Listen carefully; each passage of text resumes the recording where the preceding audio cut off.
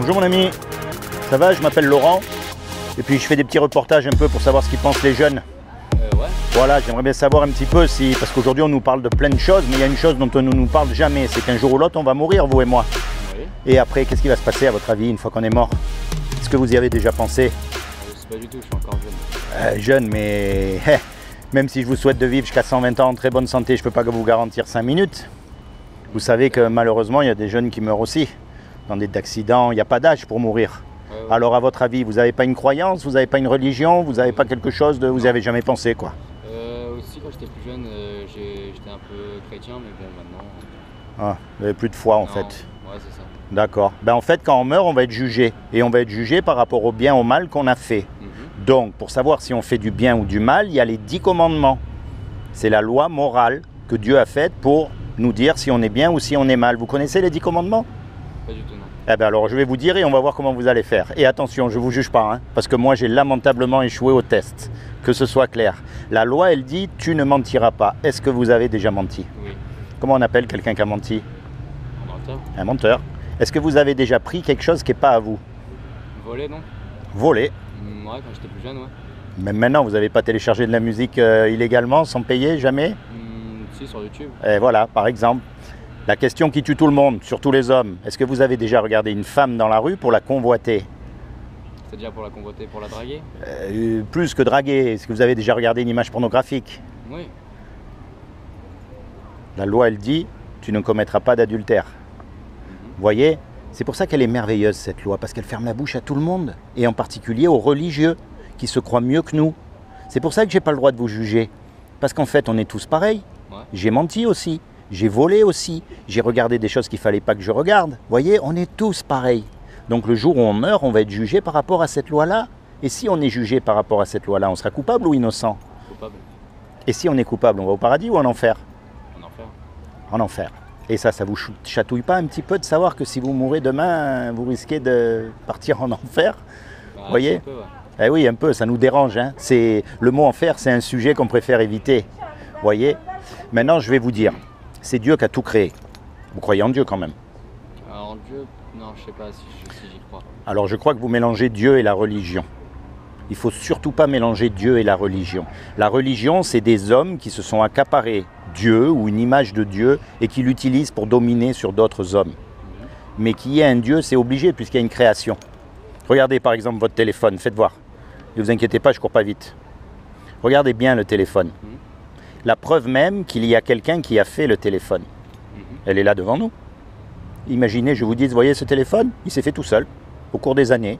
La ferraille, elle s'est faite toute seule, et puis les conducteurs électriques qui se sont mis ensemble, et maintenant on peut appeler partout dans le monde quand on veut, et on peut même regarder la télé dessus. Vous allez me rire au nez. Puisqu'il y a une création, il y a forcément quelqu'un qui l'a fait. On est d'accord? Et un téléphone, c'est simple comparé à une cervelle. Le cerveau humain, c'est hyper compliqué. La vue, toutes ces choses, elles existent. C'est une création, donc il y a forcément une intelligence derrière. Maintenant, attention, il ne faut pas mélanger avec la religion. Parce que la religion, en fait, elle nous dégoûte de Dieu. On ne veut pas être comme eux. Parce que c'est des hypocrites, on le sait très bien. Face à la loi, ils ne pourront pas dire qu'ils n'ont pas menti. Ou qu'ils n'ont pas regardé une femme avec des désirs dans la tête. Personne. Vous voyez? Donc ce Dieu qui a tout créé, un créateur en général, ça aime sa création. Un musicien, il aime sa musique. Un cuisinier, il aime la cuisine qu'il fait, c'est logique, on est bien d'accord? Donc comme il nous aime, il ne veut pas nous punir. Il ne veut pas qu'on aille en enfer. Donc il a fait quelque chose pour que vous et moi, malgré qu'on soit coupables, on puisse éviter d'aller en enfer. Est-ce que vous savez ce qu'il a fait? Non, pas du tout. Alors je vais vous dire, il y a 2000 ans, Dieu lui-même, il est venu sur terre. Il s'est revêtu d'un corps, il s'est habillé avec un corps qui est Jésus.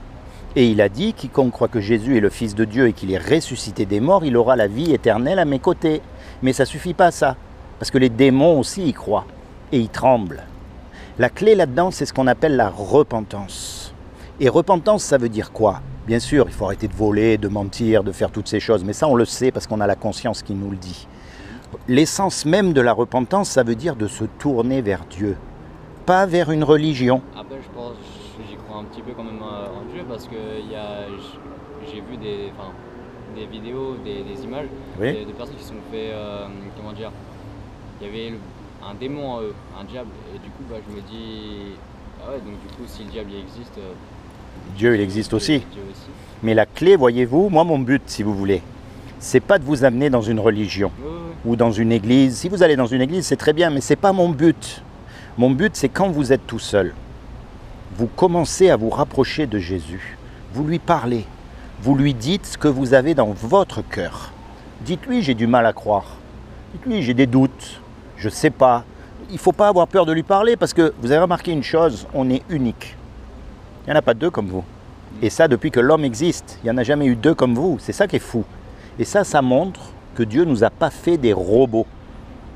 Or, si vous regardez bien les religions, quelles qu'elles soient, catholiques, musulmans, bouddhistes, en fait, tout le monde fait la même chose.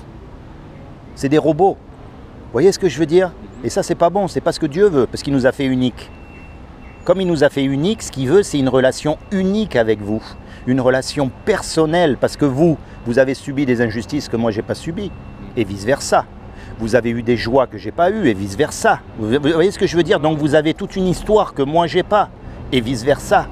Et Dieu veut partager avec vous pour vous protéger, pour vous guider, pour vous donner de l'assurance. Vous voyez ce que je veux dire? Et avant tout, pour vous sauver. Parce que quand on meurt, après, on ne revient pas, c'est fini. Et on va passer devant le tribunal de Dieu. Et là, ça sera trop tard. Donc si vous choisissez Jésus comme votre sauveur et votre Seigneur, le jour du jugement, vous serez sauvés. Pourquoi on dit sauveur? C'est comme si tous les deux on fait une grosse bêtise. On fait un braquage. Et on se fait attraper. On passe devant le juge et le juge il nous dit voilà, tous les deux, vous devez payer 20 millions d'euros ou alors vous partez 50 ans en prison. On n'a pas les 20 millions d'euros. On est condamné. Et puis il y a un homme qui arrive qu'on ne connaît même pas et qui paye pour nous, pour qu'on soit libre. Comment vous allez être par rapport à cet homme? Reconnaissant? Ben oui, au moins, on est bien d'accord. Eh ben, c'est ce que Jésus a fait pour nous. Quand Jésus il est mort sur la croix, c'est à notre place. Il est mort pour nous parce que c'était le seul qui était parfait. Et son sang qui a coulé, il peut nous laver de tous nos péchés, de toutes les bêtises qu'on a fait avant, de toutes les bêtises qu'on fait aujourd'hui et toutes celles qu'on fera demain. Alors on dit sauveur parce que le jour où on va passer devant le tribunal, il va y avoir Satan aussi. Et Satan va dire, tous les deux là, ils ont menti, ils ont volé. On ne va pas pouvoir dire que c'est pas vrai.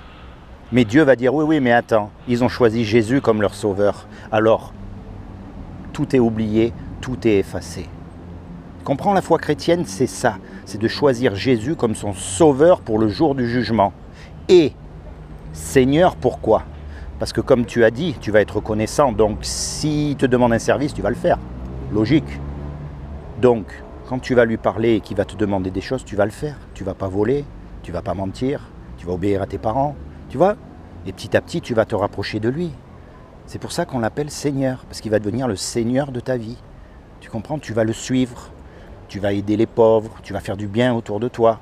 Mais attention, tu ne seras pas sauvé parce que tu fais du bien. Tu seras sauvé parce que Jésus est mort à ta place sur la croix. C'est ça la foi chrétienne. Okay. Tu comprends? Tu as une Bible à la maison? Non. Ah, eh ben je vais te faire cadeau une Bible. D'accord? Okay. Et comme ça, tu pourras la lire quand tu veux. Parce que c'est comme ça qu'on avance. Il faut se renseigner, il faut lire, il faut savoir afin d'éviter de tomber dans les travers. D'accord? Tiens, elle est là. Si j'arrive à la sortir, t'attends le bus là? J'attendais, mais je l'ai loupé. Ah zut! Pas à cause de moi, j'espère. Non, pas à cause de vous. Alors tiens, là je t'ai mis un marque-page dans le livre de Jean. Tu vas commencer dans le livre de Jean, ça va te permettre de connaître Jésus. Et alors un conseil, parce qu'en fait là il y a 66 livres là-dedans. C'est une bibliothèque. Il y a des livres d'histoire, il y a des livres de poésie, il y a plein de livres, d'accord? Ce que tu ne comprends pas, t'inquiète pas, tu l'as pas compris. Mais ce que tu comprends, les petites choses, mets-les en pratique dans ta vie. Et tu verras Dieu agir dans ta vie. Et au moins tu auras l'assurance que quand tu meurs, en fait, c'est ton corps qui va mourir.